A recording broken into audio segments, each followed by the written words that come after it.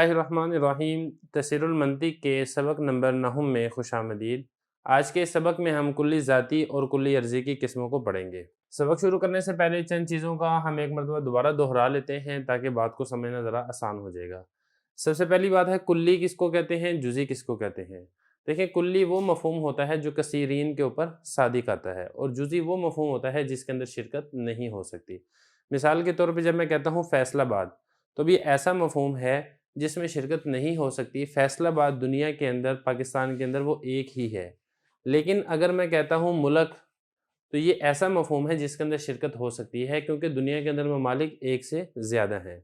या इसी तरह मैं कहता हूँ दरिया, अब इस मफ़हूम के अंदर भी शिरकत हो सकती है कि दुनिया के अंदर दरिया एक से ज़्यादा हैं।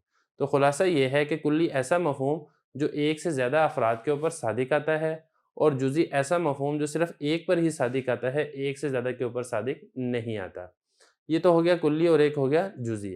फिर कुल्ली जिनके ऊपर सादिक आता है उसको उस कुल्ली की जुज़ियात और अफ़राद कहते हैं।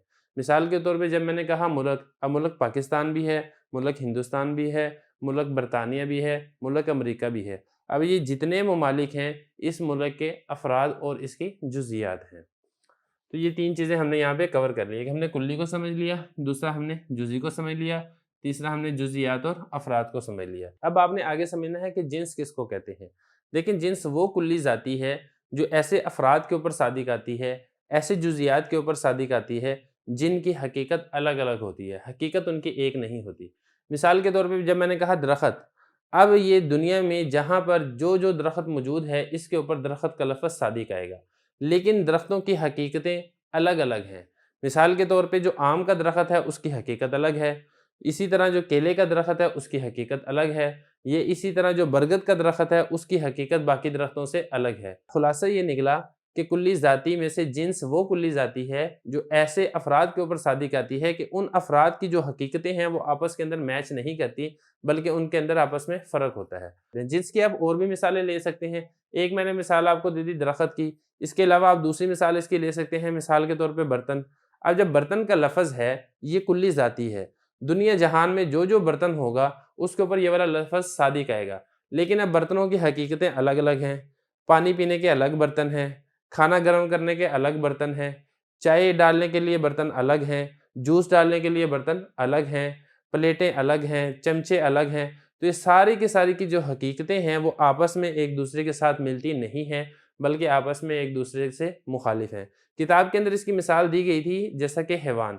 अब हैवान की जो हकीकत है वो इंसान के ऊपर भी सादिक आती है, बकर के ऊपर भी सादिक आती है, गाय के ऊपर भी सादिक आती है, बकरी के ऊपर भी सादिक आती है, शेर के ऊपर भी सादिक आती है।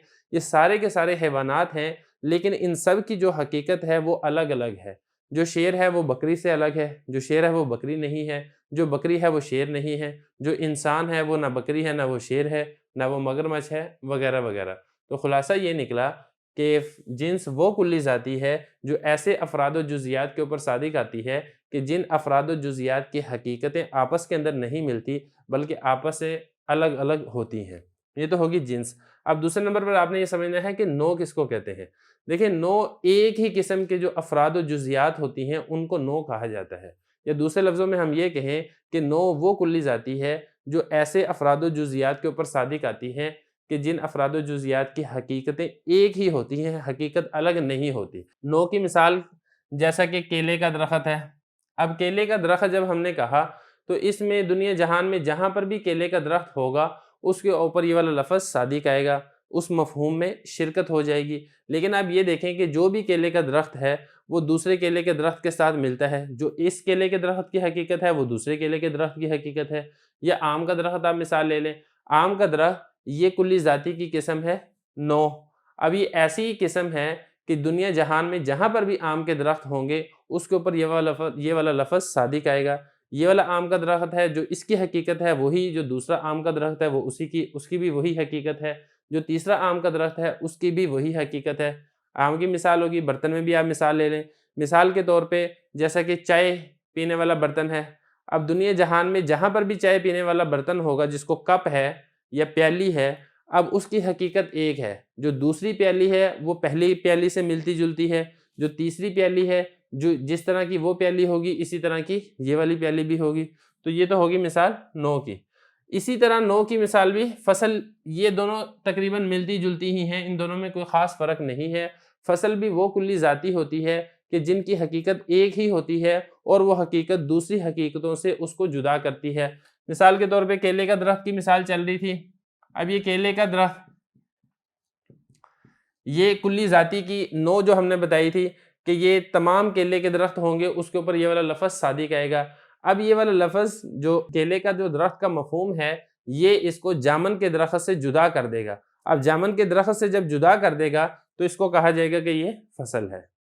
یا اسی طرح ہم کہیں کہ جو آم کا درخت ہے، آم کے درخت کی جو حقیقت ہے اس کو کیلے کے درخت کی حقیقت سے جدا کرتی ہے۔ تو خلاصہ یہ ہے کہ فصل وہ کلی ذاتی ہے جو ایسے افراد و جزیات کے اوپر صادق آتی ہے جن کی حقیقت ایک ہوتی ہے اور وہ حقیقت اس کو دوسری حقیقتوں سے جدا کرتی ہے۔ یہ تو مثال ہوگی درخت کی۔ اسی طرح مثال آپ اس کی برتن بھی لے سکتے ہیں، اسی طرح آپ اس کی مثال انسان بھی لے سکتے ہیں۔ اب انسان یہ والا جو لفظ ہے اس کا جو مفہوم ہے یہ صادقت ہے بکر، زید، خالد، ان کے اوپر۔ اب یہ جو ان کی حقیقت ہے، ان کی حقیقت بالکل ایک ہے، کیونکہ ان سب کی حقیقت کیا ہے؟ وہ حیوان ناطق ہے۔ وہ زید کے اندر بھی پائی جا رہی ہے، وہ بکر کے اندر بھی پائی جا رہی ہے، وہ خالد کے اندر بھی پائی جا رہی ہے، اور یہ حقیقت اس کو دیگر حیوانات سے جدا کرتی ہے۔ دیگر حیوانات مثلا بکری سے اس کو جدا کر دے گی، اس کو شیر سے جدا کر دے گی۔